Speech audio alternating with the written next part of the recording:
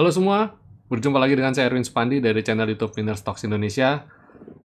Senang sekali bisa berjumpa dengan Bapak Ibu di market review untuk perdagangan tanggal 8 April 2021.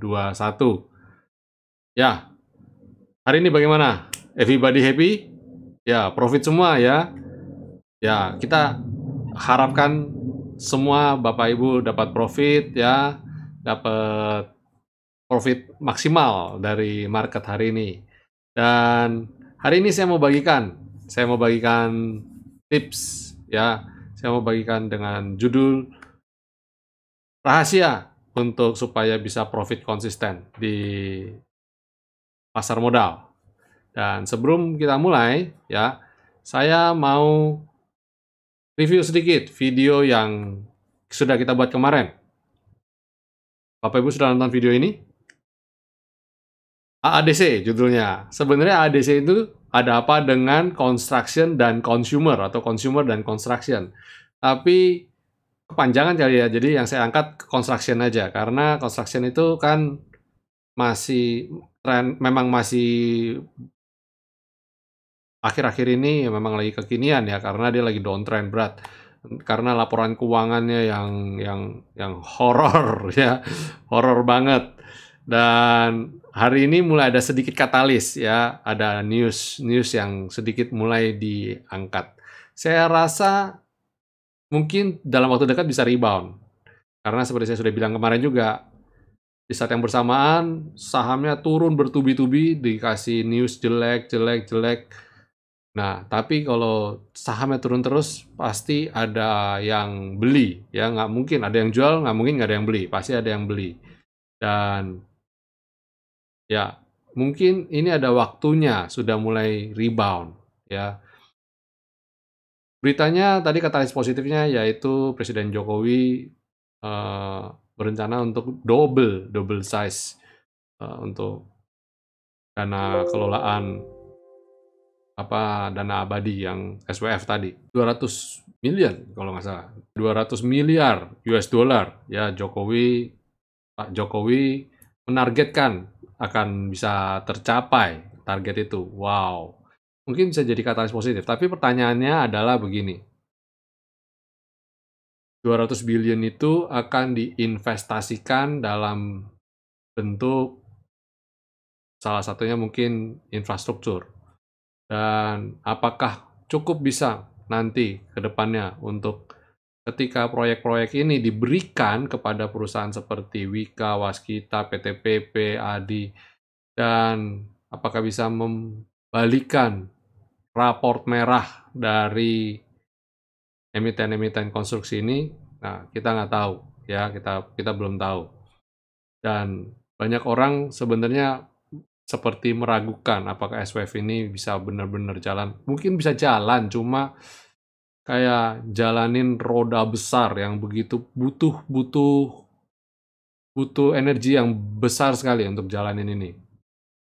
Ya, kita nantikan aja. Kita kalau di Winner Stocks, kita fokus ke technical analisanya, jadi technical analisanya gimana, kita lihat chartnya, kalau memang rebound kita siap masuk. Contoh kayak Bank BRI, hari ini Bapak Ibu ada yang beli Bank BRI, ya kita Bank BRI, trading Bank BRI ya, saya rekomendasikan, saya juga sempat kasih bocoran di grup umum, dan Bank BRI beberapa waktu lalu juga sempat saya ulas juga, saya sempat kasih chartnya di video ini ya. Oh, Bank BRI itu sudah at the bottom. Potensial untuk beberapa kali udah mulai mantul dan potensial untuk rebound. Dan hari ini bam, lumayan Bank BRI salah satu menjadi katalis positifnya ya. Hari ini salah satu penopang indeks jangan-jangan. BRI dan anak perusahaannya BRIS ya. Besok ya kita berharap besok bisa lanjut ya. Dan oke.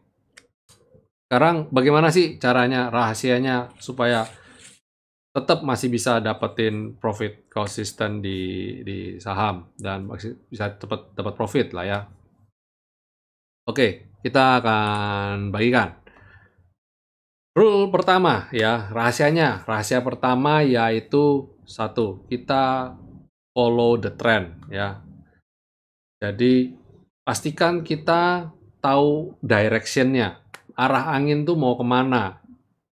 Jadi kalau mau selamat, ya kayak di jalan yang satu arah ya, kalau mau selamat jangan coba-coba jalan arah berlawanan, karena apa? Berbahaya. Nah, ini analogi kan jelas. Jadi ikut jalan itu. Dan pastikan arahnya itu adalah arah naik, uptrend ya. Jangan cari saham downtrend terus kita spekulasi beli untuk wah ini pasti naik ya, pasti naik. Belum tentu ya, belum tentu. Kita pokoknya follow the trend ya. Kecuali kalau Bapak Ibu mau coba-coba untuk mencari titik rebound. Nah, pastikan Bapak Ibu ikutin yang rule nomor 2 ini. Harus punya metode, harus punya teknik, ya nggak bisa cuma ngawur aja, oh saya mau beli, jebret. Lawan arus lagi, ya jangan. Kemarin saya sudah kasih lihat chartnya yang downtrend ya. Ada Gudang Garam, ada HMSP, ada Waskita, Wika, itu downtrend semua. Dan kita pokoknya ketika dia turun, kita beli terus. Kalau kita duitnya nggak ada serinya sih nggak apa-apa. Kelas Warren Buffett sih nggak apa-apa. Tapi kan kalau Bapak Ibu sama saya masih masih ya tradingnya masih galau ketika minus dan sebagainya. Wow, itu jangan coba-coba nangkep pisau coto istilahnya. Turun beli. Kita pokoknya marketnya lagi turun, terjun bebas kita beli terus. Wah, itu jangan. Makanya saya sebisa mungkin saya saya kasih warning, jangan nangkap pisau jatuh. Dan kalau mau average down juga hati-hati, karena pada dasarnya average down itu juga berbahaya ya. Jadi pastikan Bapak Ibu punya metodenya. Kapan harus beli dan kapan harus jual. Dan tentu saja tidak lepas dari tips nomor 3 ini, yaitu Bapak Ibu harus punya money management. Jadi money management dan risk management itu satu kesatuan ya. Jadi kita ketika melihat tren yang sedang naik umpamanya, banyak di antara kita yang sering bilang, wah nggak berani Pak, harga sudah tinggi. Ya, itu sebabnya kita harus punya aturan nomor 2, harus punya metode. Jadi ngejar yang saham yang posisi saham sedang uptrend pun juga ada rule-nya, nggak bisa langsung wow langsung beli ya. Kalau belinya di pucuk bagaimana? Nah, itu kan. Jadi ada resiko-resikonya. Jadi kita harus ada bagaimana caranya kita kelola itu. Kapan harus entry, berapa uang yang harus kita gunakan, dan resikonya kita harus perhitungkan. Risk and reward-nya harus perhitungkan. Itu sebabnya ada rule atau tips nomor 3 ini. Harus punya money management dan risk management. Jadi itu penting banget ya. Pertama, kita jangan nentang arus ya, harus follow the trend. Terus kedua, punya metodenya.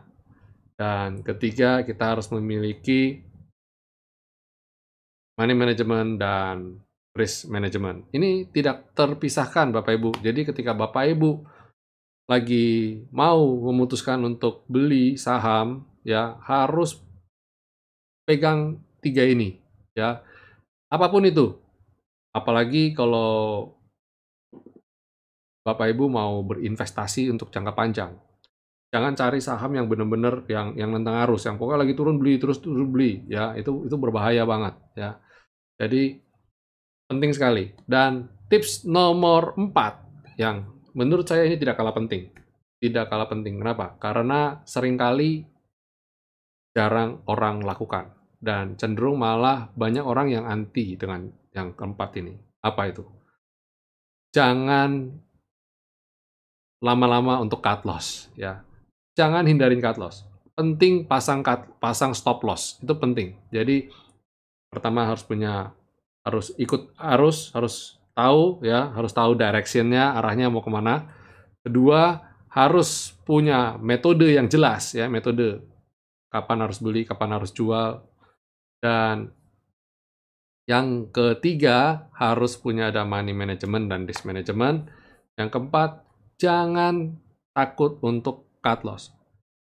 Cut loss itu seperti kayak kita itu memiliki perasaan, punya perasaan untuk humble ya, untuk tahu, oh kita posisi salah, kita harus ngaku salah gitu ya. Jadi jangan jangan jangan jangan wah merasa diri paling benar gitu ya.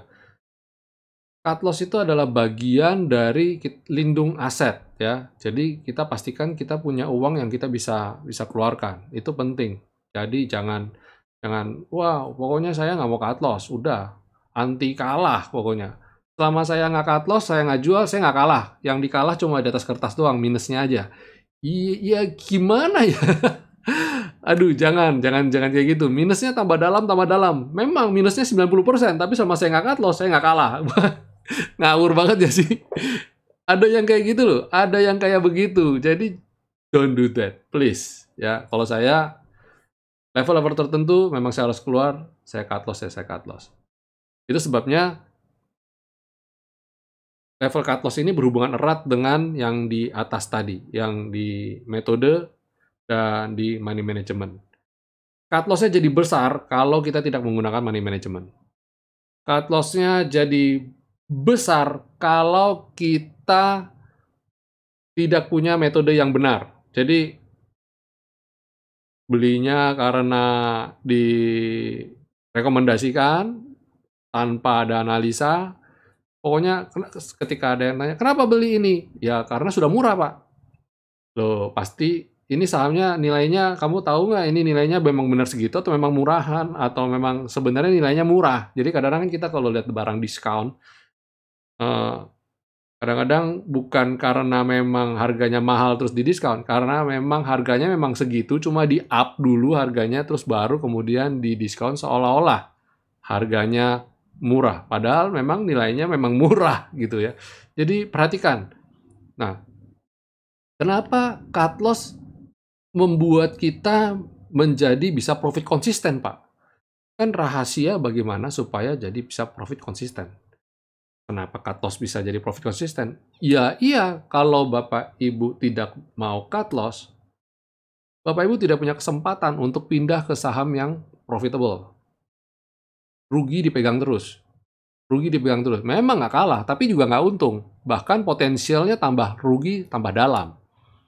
Jadi, kalau Bapak Ibu nggak cut loss, memang secara di atas kertas, Bapak Ibu tidak kalah karena uangnya nggak Bapak Ibu jual, maksudnya emiten ini nggak dijual dan nilainya nggak berkurang. Ya, yang berkurang cuma di atas kertas.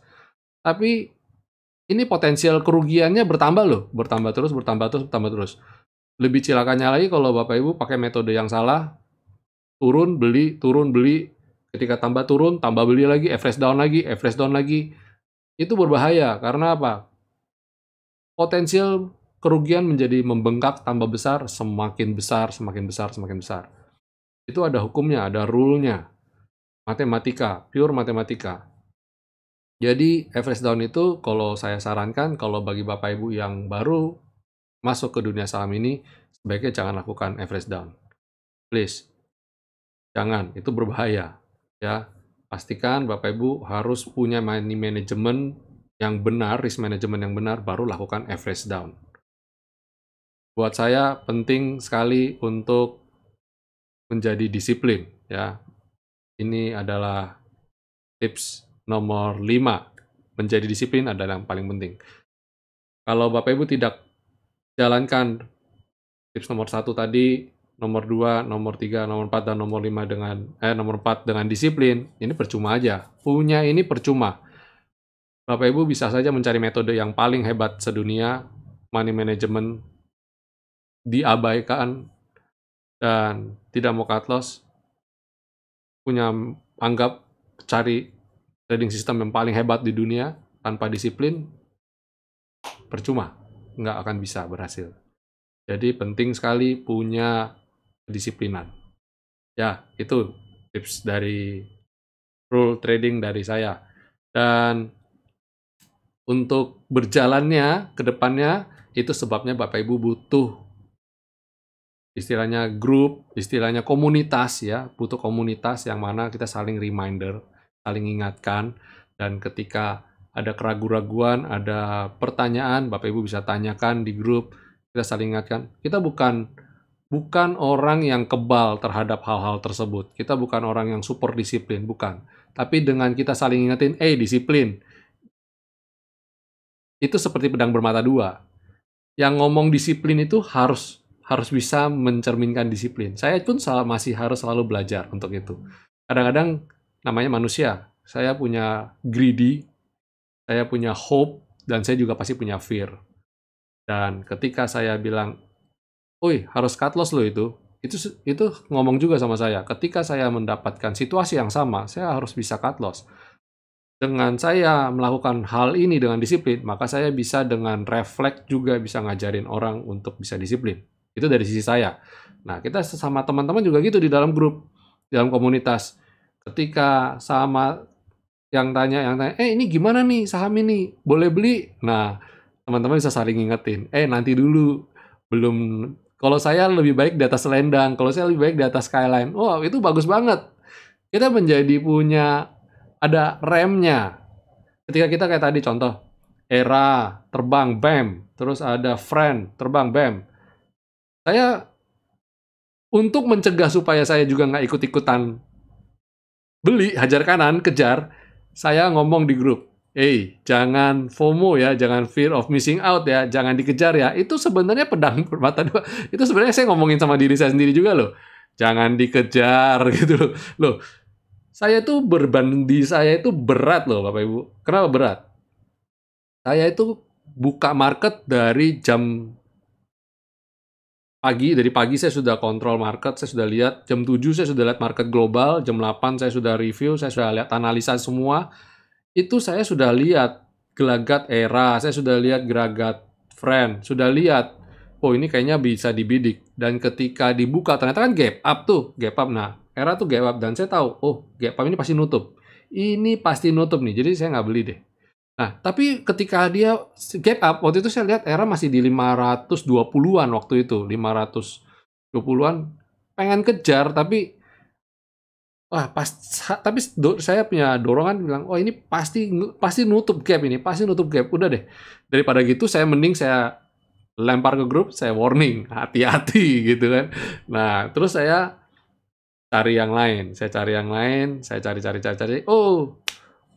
ada Antam, ada BBRI. Nah, itu saya recommended ke grup, saya recommended, ini boleh.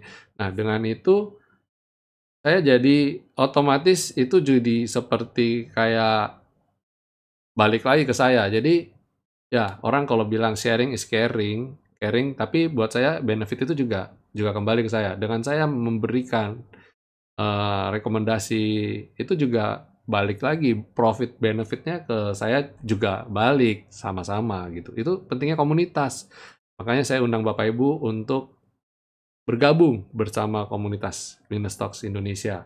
Belajar bersama, dapat rekomendasi, dapat bisa fasilitas bocor, dapat fasilitas alert, ya, dapat website lagi. Di dalam website itu kita ada market review ini saya belikan early ya. Ada ulasan saham yang tidak pernah kita publish, kita buka untuk member, hanya untuk member. Lalu banyak materi-materi pembelajaran di website itu juga, dan ada prospektus ya, ada news yang kita filter, yang kita lihat benar-benar ini memang bisa dipertanggungjawabkan news ini. Jadi kita filter ya. Nah, banyak yang benefit yang akan Bapak Ibu dapatkan jika bergabung bersama kami Winner Stocks Indonesia. Dan seperti apa websitenya? Saksikan video ini.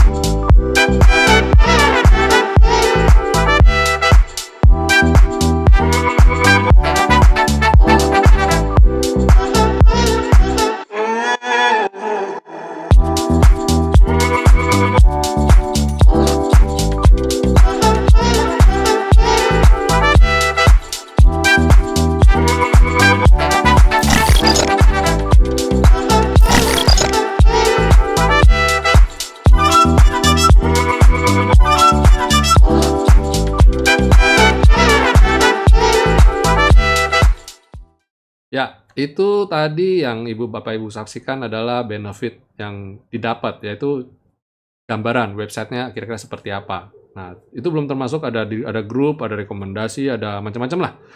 Dan itu kalau dinilai uang, wow, itu nilainya besar sekali. Benefitnya besar. Potensial dapat profit pasti ya. Tapi yang menurut saya yang paling penting adalah terhindar dari kerugian yang dalam. Itu menurut saya jauh lebih penting. Ya, itu gunanya grup ya. Dan oke, kita akan masuk ke market review. Sebelum saya masuk ke market review, saya ajak Bapak Ibu jangan lupa untuk subscribe channel YouTube ini dan berikan jempol jika Bapak Ibu mendapat manfaat yang baik dari video-video kami, serta jangan lupa nyalakan tombol loncengnya. Jadi ketika kami upload video-video baru, Bapak Ibu akan mendapat notifikasinya. Oke, sekarang kita masuk aja ke market review ya. Bagaimana IHSG hari ini? Ya, ini IHSG hari ini ya. IHSG hari ini seperti sudah sering kita utarakan, kita ulas, IHSG punya challenge harus bisa naik di atas 6.058 dan hari ini dia bagus sekali bisa naik di atas 6.058. Tepatnya ditutup di level 6.071.72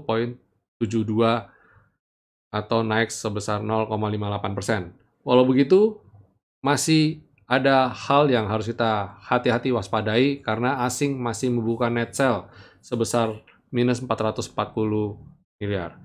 Tapi begini, yang saya senang adalah walaupun asing net sell, tapi IHSG-nya kan beranjak naik.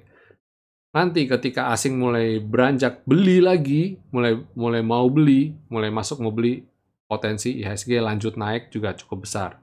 Ya, ini yang kita harapkan tentu saja ya. Dan nanti next-nya IHSG bagaimana? IHSG selanjutnya harus bisa bertahan IHSG harus bisa bertahan di atas level 6.058 ini atau sampai dengan level 6.040 ya. Harus bisa bertahan di level 2 level itu antara 6.040 sampai 6.058. Untuk selanjutnya bisa kembali naik setidaknya di level 6.155. Itu ke area top selendang atau ke skyline di level 6.183. Jadi kalau IHSG bisa naik ke atas itu menarik ya, menarik berarti wow udah comeback ini ya. Dan itu IHSG terus bagaimana dengan sektoralnya? Sektoral coba kita cek sektoralnya.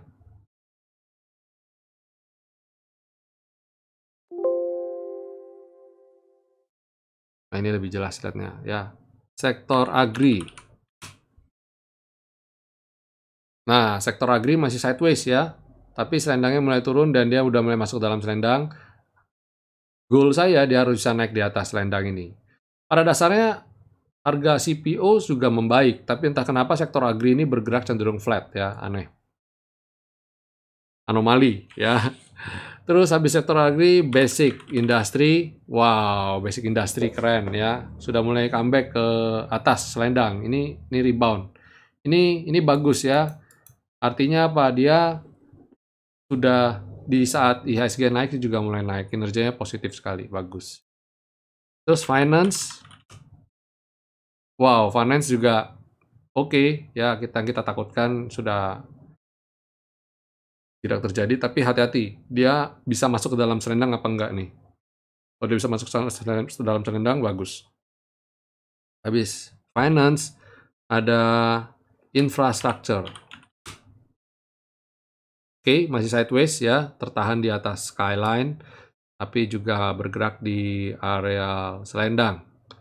Habis infrastruktur, ada miscellaneous industry. Nah, ini masih kurang oke, masih belum oke, masih di bawah V-line, selendang juga masih di bawah, belum bisa naik. Terus mining bagaimana? Mining bagus. Bener kan, bagus. Dia benar-benar tertahan V-line. Nah, ini, kemarin saya sudah bilang kan, V-line itu adalah warna utamanya, ungu itu adalah warna utamanya winner stock sebenarnya. Dan ini adalah powerful-nya, tools powerful dari winner stock sebenarnya ya. Habis mining ada trade.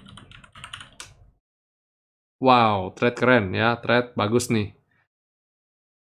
Tapi belum mampu breakout nih. Wah, ini kalau breakout cakep nih. Ya, kita tunggu aja. Semoga dia bisa breakout. Stabil sekali ya, stabil sekali. Lihat ini. Terakhir properti, apakah bisa? Ya, dia udah mulai rebound lagi. Ya. Seperti saya coba bilang juga kemarin ya, Waskita, Wika, PTPP, dan ADI walaupun posisinya lagi nyungsep gitu, tapi pasti ada potensi di balik itu. Jadi, saya nggak langsung bilang suruh beli, ya nggak boleh bilang beli langsung, tapi kita mulai pantau, masukin watchlist, cari momentum yang tepat untuk entry. Nah, itu pentingnya punya trading system, metode yang benar, ya. Itu pentingnya. Jadi, nanti saya akan coba rekomendasi. Selalu pasti akan rekomendasikan juga kan di market review ini. Kapan waktu yang beli yang ideal. Dan ya, jangan ragu-ragu lagi ya untuk bagi Bapak Ibu yang mau bergabung sama Miner Stocks. Kedepannya mungkin market review ini saya batasi untuk saya publish di publik ya. Mungkin seminggu 2 kali aja. Lebih banyak untuk di member VIP ya. Jadi segera saja bergabung bersama kami ya. Oke. Sekarang kita akan masuk ke rekomendasi saham, 5 rekomendasi untuk perdagangan esok hari. Apa aja ya untuk besok. Pertama, saya rekomendasikan Bank Bukopin. Bank Bukopin ini di ulasan saham saya sudah kasih kisi-kisi beberapa kali, ada member ada yang nanya dan kita udah kasih rekomendasi juga ya untuk masuk ke Bank Bukopin. Ya bukan masuk, tapi ya kita mulai antisipasi. Kalau bisa breakout ini silakan, kalau bisa ini silakan. Dan Bukopin menarik ya untuk dicermati perdagangan besok. Terus kemudian selain Bank Bukopin ada Antam. Antam pasti dong. Cuma Antam hati-hati. Kenapa sih bilang hati-hati? Ini ada gap, sekaligus gap itu bukan sesuatu yang pasti ditutup, tapi ini ada resisten. Jadi belum tentu bisa langsung breakout, langsung nutup ini. Ya, jadi pastikan antisipasi terhadap resisten ini. Kemudian selain Antam ada Doit. Wow, Doit ini keren ya. Turun, ketemu dengan Skyline, dan dia mantul. Cakep ya. Dan sekarang ada di atas selendang. Kalau besok bisa lanjut lagi, bagus ini. Doit, kemudian BRPT.